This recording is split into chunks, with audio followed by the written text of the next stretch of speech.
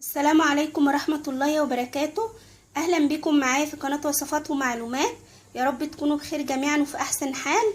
النهاردة إن شاء الله يا بنات هنعمل مع بعض شوربة سريعة جدا ولذيذة ومغذية بالخضار. ما بتاخدش مننا 10 دقايق في التحضير والطبخ. حلوة جدا وخفيفة كده في رمضان. إن شاء الله يا رب تجربوها وتعجبكم.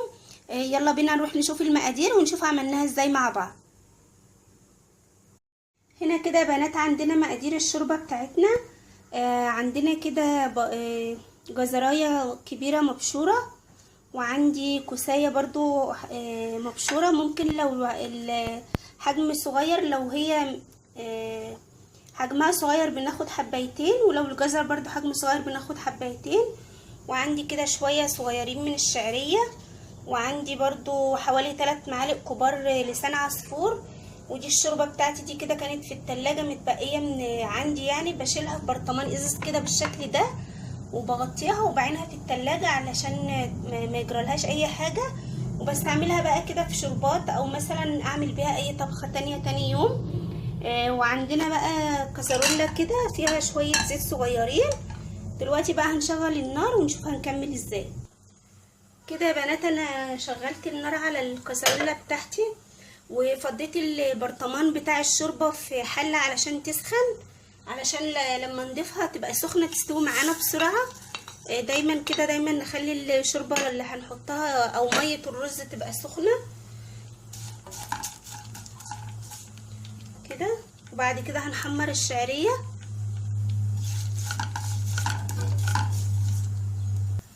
هحط كمان مع الشعريه لسان العصفور علشان يستووا مع بعض. نقلب لحد ما يتحمروا كويس قوي.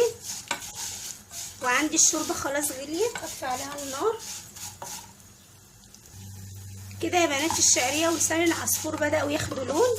هنزل بقى كده عليهم بالكوسه علشان برضو يستووا مع بعض شويه على النار.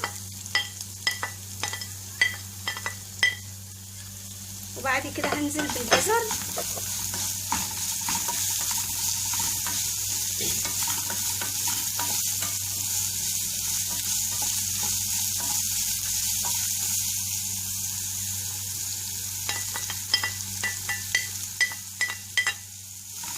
نقلب شويه برضو لحد ما الخضار يتشوح شويه.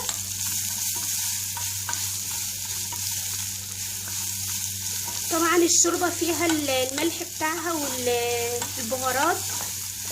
ممكن لو احتاجت شويه ملح نبقى نحط لها برضو.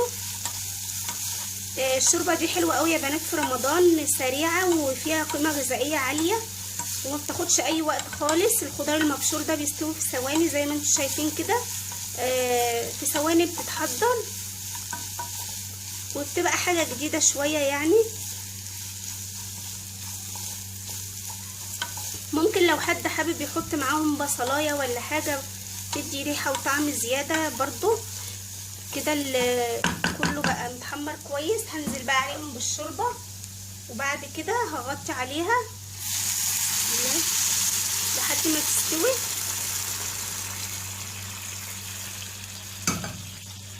ونشوف بقى الملح بتاعها مظبوط ولا لا. كده يا بنات بالشكل ده الشوربه بتغلي معانا اهي.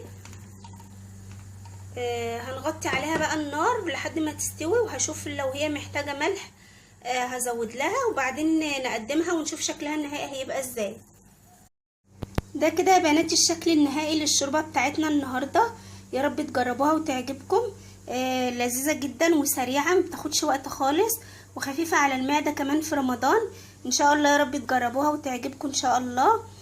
واشوفكم فيديو جديد على خير باذن الله. ويا ريت تشتركوا معايا في القناه علشان يوصلكم مني كل جديد. والسلام عليكم ورحمه الله وبركاته.